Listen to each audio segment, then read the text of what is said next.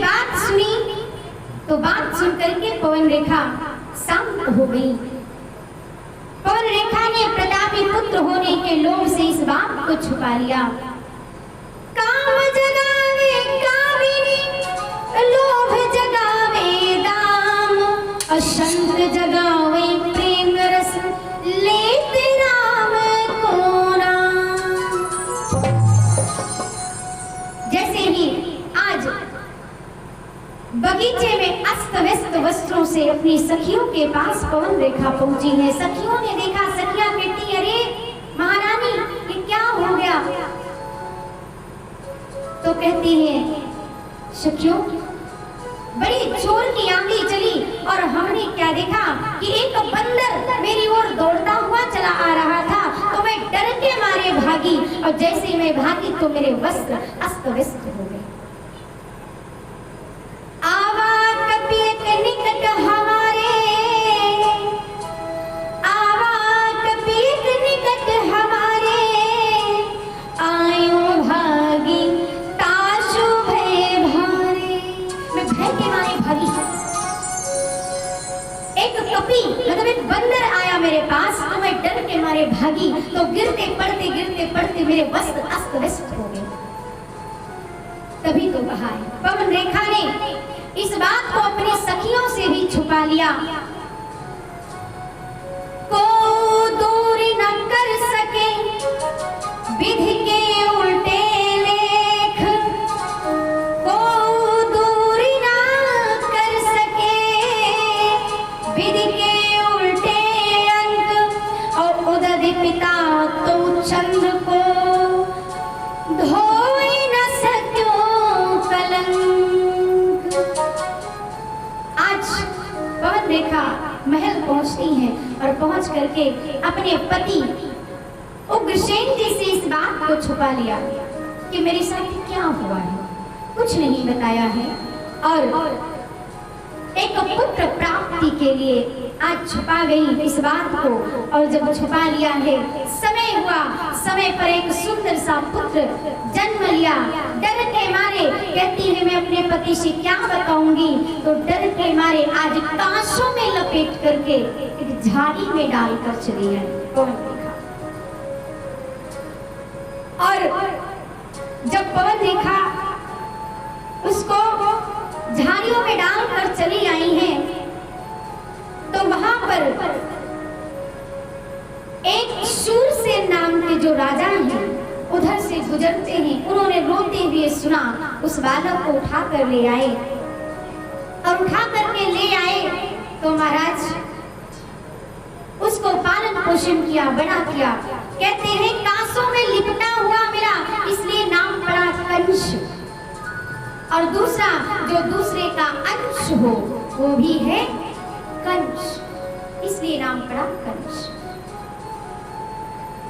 जब कंस बड़ा हुआ है तो प्यारे वो साधु संतों को सताने लगा, अत्याचार करने लगा।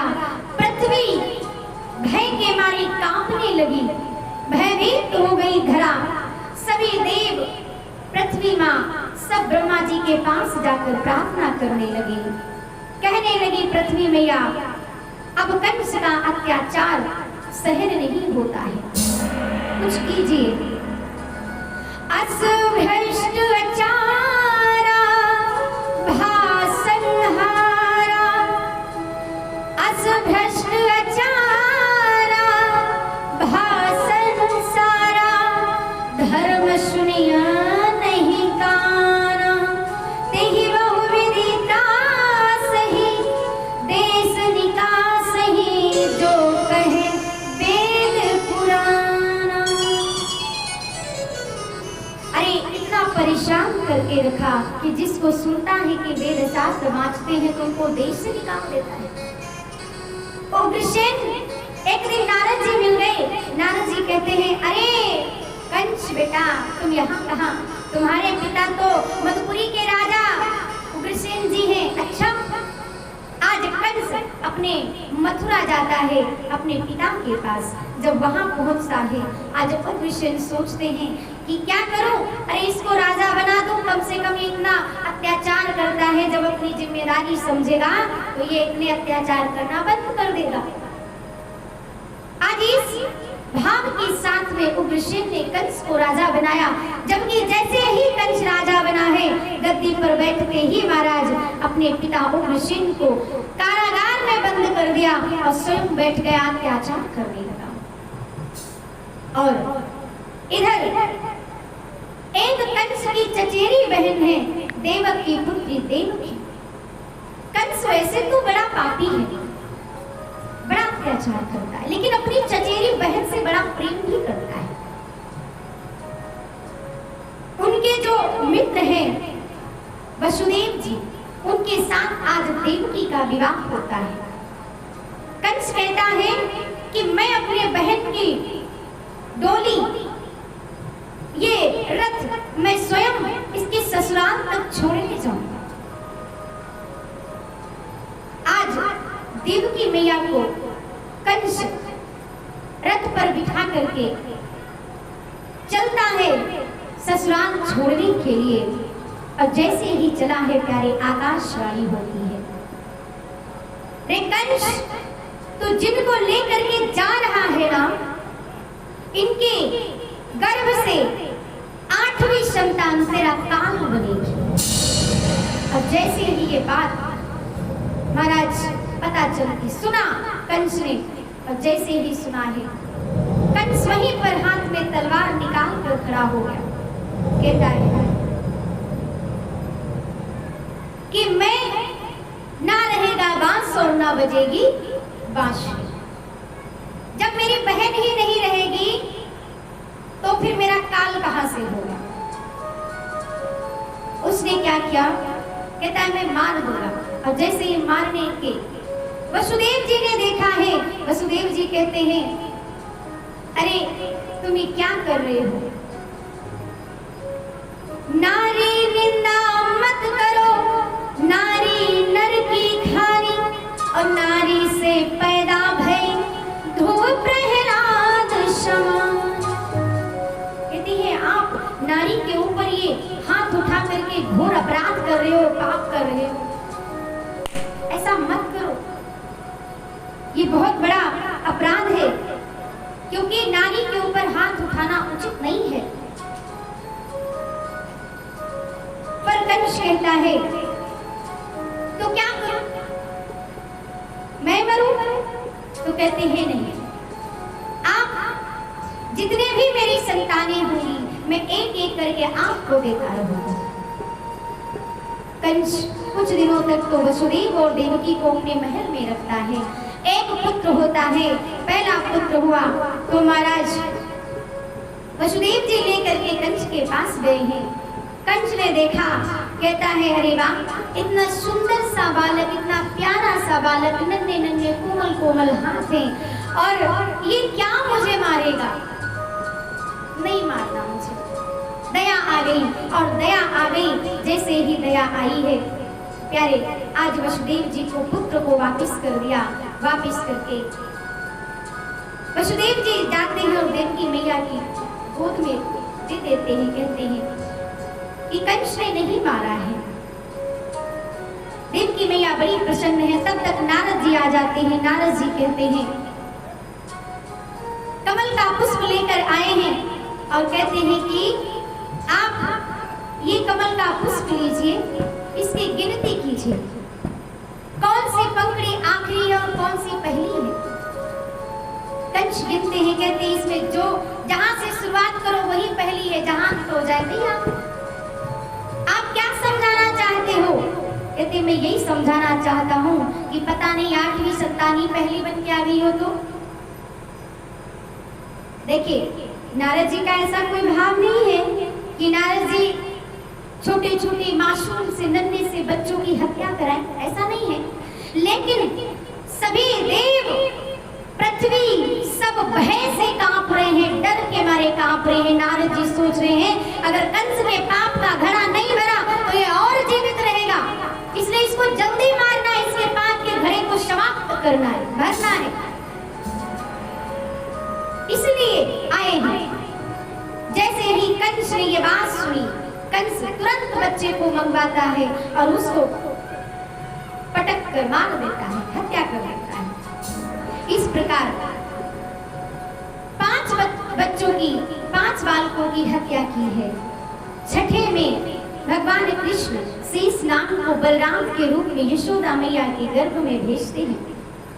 फिर संकर्षण क्रिया के द्वारा यशोदा जी के गर्भ से रोहिणी मैया के गर्भ में ट्रांसफर कर देते हैं। इधर महामाया मैया लक्ष्मी जी को आदि भवानी मैया यशोदा जी के गर्भ में भेज दिया है और 8वीं संतान स्वयं बन करके चतुर्भुज रूप में आज कारागार में प्रकट हो जाते हैं। जैसे ही प्रकट हुए हैं, वसुदेव जी देख रहे हैं और मैया देवकी भी देख रही है। कहती है भगवान आप इतना सुंदर सा रूप, अरे आपको तो नन्हा सा बच्चा बन के आना है। देखिए भगवान कभी जन्म नहीं लेता। आपने चाहे राम अवतार में सुना, राम अवतार में भी भगवान चतुर्भुज रूप में आते हैं, फिर छोटे से नन्हे से बच्चे बन जाते हैं। कौशल्या मैया कहती है अरे तुमको कौन बच्चा मानेगा, तुम तो पूरे बाप लग रहे हो। तो कहते हम तो हैं ही जगत के पिता, हम तो हैं ही सबके पिता, पर आपको तो बच्चा बन के आना है। कहते हाँ, तो छोटे से बच्चे बन जाते हैं। मैया कहते अरे रो तो सही। भगवान कहता है मैं क्यों रो? तो कहते रहे हमारे लिए नहीं, अपने लिए नहीं, कम से कम जग के कल्याण के लिए रो। नहीं तो कोई यही कहेगा कि देखो जन्म हुआ पर बच्चा रोया नहीं। तो भगवान चाहे राम अवतार में आए, चाहे कृष्ण अवतार में आए, लेकिन कभी वो जन्म नहीं लेते, हमेशा अवतरित होते, प्रकट होते हैं। आज कृष्ण भी भगवान चतुर्भुज रूप में भी एक छोटा सा रूप बनाते हैं और मैया की गोदी में आ जाते हैं। वसुदेव जी पूछते हैं अरे कम से कम ये तो बता दो हमें करना क्या है। भगवान सब कुछ बता देते हैं कि गोकुल जाओ, गोकुल में नंद राय के घर में यशोदा मैया ने एक पुत्री को जन्म दिया है, एक कन्या को जन्म दिया है, हमें ले जाओ, वहां छोड़कर आओ, वहां से कन्या को उठा कर लाओ। वसुदेव जी कहते हैं ठीक है, इतने घने पहरेदार लगे हैं, कैसे बच के जाऊं? कहते उसकी चिंता ना करो। आज भगवान ने ऐसी लीला की कि जितने भी पहरेदार हैं सब के सब सो गए हैं और एक उड़ करके टोकरी आ गई है, भगवान को लिटाया गया है उसमें और लिटा करके आज वसुदेव जी चले हैं। और जैसे ही चले हैं प्यारे, इधर ताले खुल गए बंदी ग्रह के, घनघोर बादल छा गए हैं, वर्षा हो रही है, शेषनाग छत्र छाया किए हुए हैं। बीच यमुना में पहुंचते हैं, यमुना मैया तो अपना रूप लेकर आ रही है। कहती है जब राम अवतार में आए थे तब तो केवट की नाव में बैठकर पार हो गए थे, लेकिन अब तो मैं ऐसे जाने नहीं दूंगी, अब तो मैं आपके बिना चरण स्पर्श किए आपको जाने नहीं दूंगी। अब नंद बाबा इधर वसुदेव जी बीच यमुना में खड़े हैं, सोच रहे आगे जाऊं तो डूब जाऊं, मेरी लीला समाप्त, और पीछे जाऊं तो शेर है। कैसे पहुंचो नंद जी के द्वार, यमुना पैर लगाई, कैसे पहुंचो नंद जी के द्वार, यमुना पैर लगाई, कैसे पहुंचो नंद जी के द्वार, यमुना पैर लगाई, कैसे पहुंचो नंद जी के द्वार, यमुना पैर लगाई।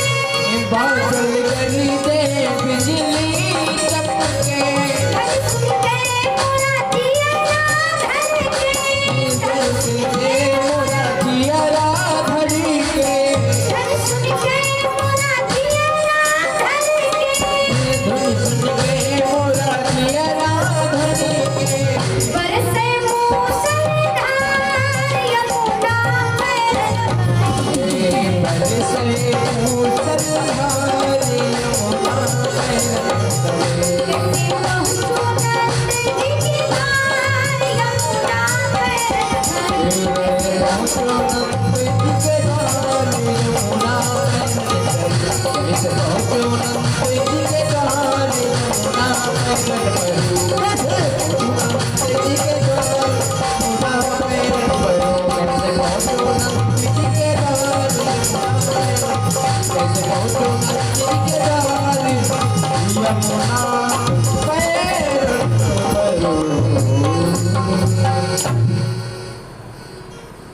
आज कृष्ण ने जब देखा, कृष्ण सोचते हैं मन में, ठाकुर जी सोचने लगे मेरी लीला करते करते कहीं हमारे पिताजी की लीला समाप्त ना हो जाए, इसलिए अपने पांव नीचे लटकाए और जैसे लटकाए महाराज गंगा यमुना मैया ने चरण स्पर्श किए हैं और चरण स्पर्श करके पुनः अपने स्तर से आ गई और आकर के आज क्योंकि भगवान की लीलाएं भी तो अद्भुत होती, कब कौन सी लीला हो जाए पता ही नहीं।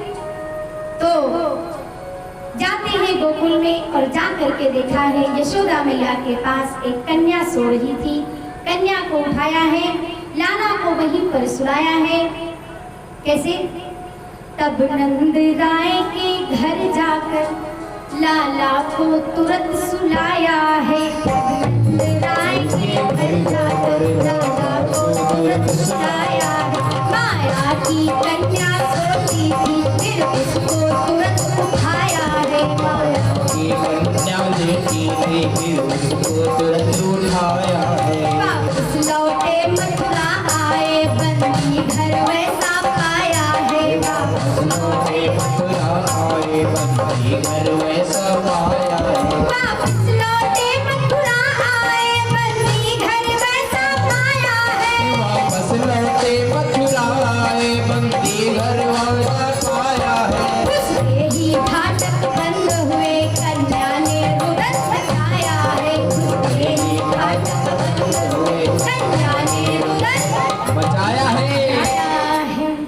घुसते ही फाटक बंद हुए कन्या ने रुदन मचाया है। और जैसे ही कन्या रोई आवाज सुन करके कंस उठ खड़ा हुआ और जैसे ही खड़ा हुआ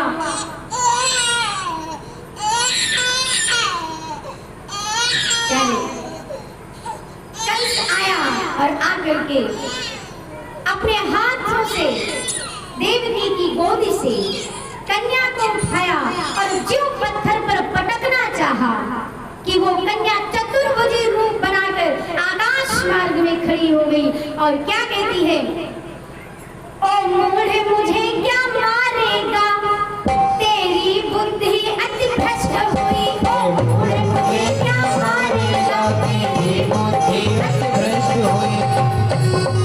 तेरा प्रयास सब विफल हुआ, तेरे हंता की सृष्टि हुई। तेरा प्रयास सब विफल हुआ, तेरे हंता की सृष्टि हुई। इस घोर पाप से ओ पापी तू भारी कष्ट उठाएगा। घोर पाप से ओ पापी तो भारी कष्ट उठाएगा। इस घोर पाप से ओ पापी तू भारी कष्ट उठाएगा। घोर पाप से ओ पापी तो भारी कष्ट उठाएगा। अब नहीं बचेगा दुर्बुद्धे, हरि हाथों मारा जाएगा। अब नहीं बचेगा, धर्म से लोगे मारा जाएगा। अब नहीं बचेगा दुर्बुद्धे, हरि हाथों मारा जाएगा। जाएगा। कन्या कहती है, ओ मूढ़ मुझे क्या मारेगा, तेरी बुद्धि अति भ्रष्ट हुई। तेरा प्रयास सब विफल हुआ, तेरे हंता की सृष्टि हुई। इस घोर पाप से वो पापी तो भारी कष्ट उठाएगा। अब नहीं बचेगा दुर्बुद्धे, हरि हाथों मारा जाएगा। क्योंकि तुझे मारने वाला तेरा काल ले चुका है और वो सुरक्षित अपनी जगह पहुंच चुका है। इसलिए अब तुझे तो कोई बचा नहीं सकता है। जब ये बात सुनी, आज वो कन्या इस बात को कह करके आकाश मार्ग में अदृश्य हो गई। इधर प्यारी कंस अपने वापिस चला गया। अब इधर गोकुल में सुबह होती है। नंद बाबा की एक बहन है जिनका नाम है सुनंदा। वो तो रात्रि भर जगी है कि कब, क्योंकि समय है, कहती कब खुशखबरी आए, कब मैं सुनाऊं। और सुबह उठ करके जैसे ही देखा है, जा करके यशोदा मैया के पास एक सुंदर सा लाला लेटा हुआ है और देखा, देख करके जाती है और दौड़ती हुई नंद राय के पास, नंद बाबा के पास। नंद बाबा तो गौशाला में थे और जैसे ही गई है कहती है बड़ी खुशखबरी है। कौन सी है? कि लाला भयो है, 60 वर्ष की उम्र में लाला है। नंद बाबा ने जैसे ही सुना कि लाला ने जन्म लिया है, लाला भयो है, इतनी खुशी है, इतनी खुशी है महाराज। अब आप सभी भगवान के जन्मोत्सव का आनंद लेंगे, आप सभी सुनेंगे सुंदर सुंदर से भजन। नंद के आनंद भयो जय कन्हैया लाल की, हाथी दिनों घोड़ा दिनों और दिनों पालकी। तो आप सभी जिसको भी नृत्य करना आता है आप लोग उठ करके नृत्य करें, नहीं आता है तो तालियां बजाइए, तालियों के साथ में आप भजनों का आनंद लीजिए। और आगे फिर कल भगवान की प्यारी प्यारी लीलाएं कल से श्रवण करेंगे। यशोदा जायो ललना मैं वेदन में सुनी आई, यशोदा